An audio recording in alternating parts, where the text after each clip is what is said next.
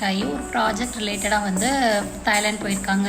போது எனக்கு விசா கிடச்சிட்டு ரொம்ப பெருமையாக இருக்குது, ரொம்ப சந்தோஷமாக இருக்குது.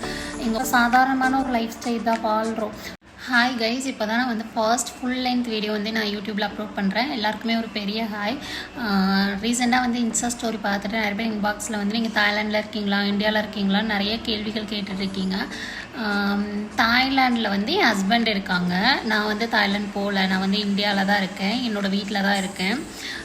என் ஹஸ்பண்ட் எதுக்கு தாய்லாந்து போயிருக்காங்கன்னா வந்து அவங்க வந்து அவங்க ஆஃபீஸில் ப்ராஜெக்டோட டீம் லீடாக செலக்ட் ஆகி ஒரு ப்ராஜெக்ட் ரிலேட்டடாக வந்து தாய்லாந்து போயிருக்காங்க.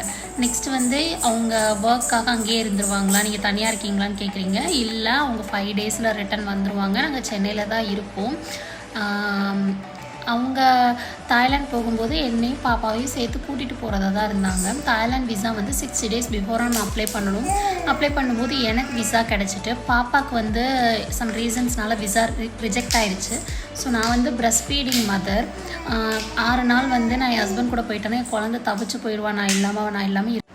ஸோ குழந்தைய விட வந்து ட்ரிப் முக்கியம் இல்லை அப்படின்னு சொல்லிட்டு வீசா கிடச்சுமே வந்து நான் தாய்லாந்து போகலை. ஏன்னா அவங்களுக்கு வந்து ஆஃபீஸில் இருந்தே வீசா டிக்கெட்ஸ் எல்லாம் அரேஞ்ச் பண்ணிட்டாங்க.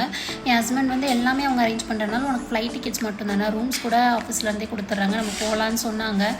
பட் அன்ஃபார்ச்சுனேட்லி வந்து குழந்தை இருக்கனால வந்து நான் போகல. சரி, என்னைக்காக இருந்தாலும் போய்க்கலாம் அப்படின்னு சொல்லிட்டு விட்டுட்டேன்.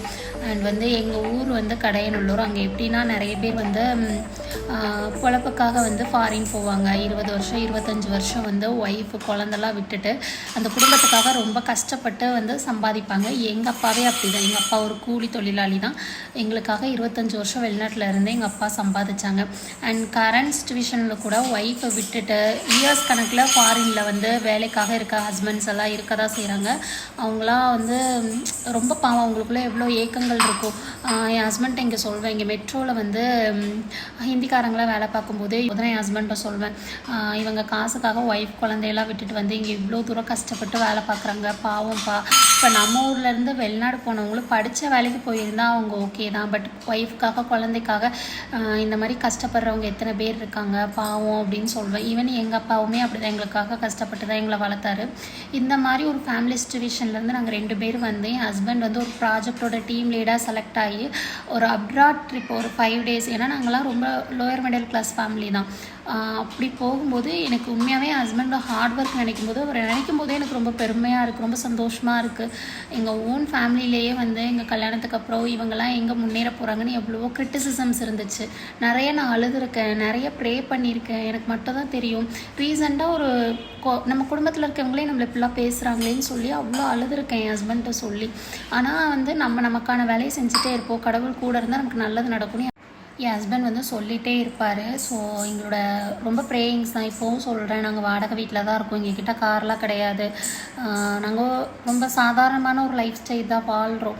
ஆனாலும் இது எனக்கு பெருமையாக இருக்க காரணம் எங்கள் ஓன் ஃபேமிலியிலே எங்களை அவ்வளோ க்ரிட்டிசைஸ் பண்ணாங்க. நீங்களாம் வந்து எங்கே உருப்பிட போகிறீங்கிற மாதிரி நிறைய சண்டைகள் அதெல்லாம் பார்க்குறப்போ என் ஹஸ்பண்ட் இந்த மாதிரி ஒரு நிலைக்கு போகும்போது ஒரு அப்ராட் ட்ரிப் ஒரு அவர் கம்பெனி அவரை நம்பி இவ்வளோ பெரிய ப்ராஜெக்ட் கொடுக்கும்போது எனக்கு எப்படி இருக்குது அப்படின்னா, கடவுள் கூட இருக்கார். நம்மளை அவமானப்படுத்தினவங்களுக்கு வந்து நம்ம வாயால் பதில் சொன்னோம் இல்லை, நம்மளோட வளர்ச்சியே பெரிய பதிலடி தான் அப்படின்னு தோணுது உண்மையாகவே.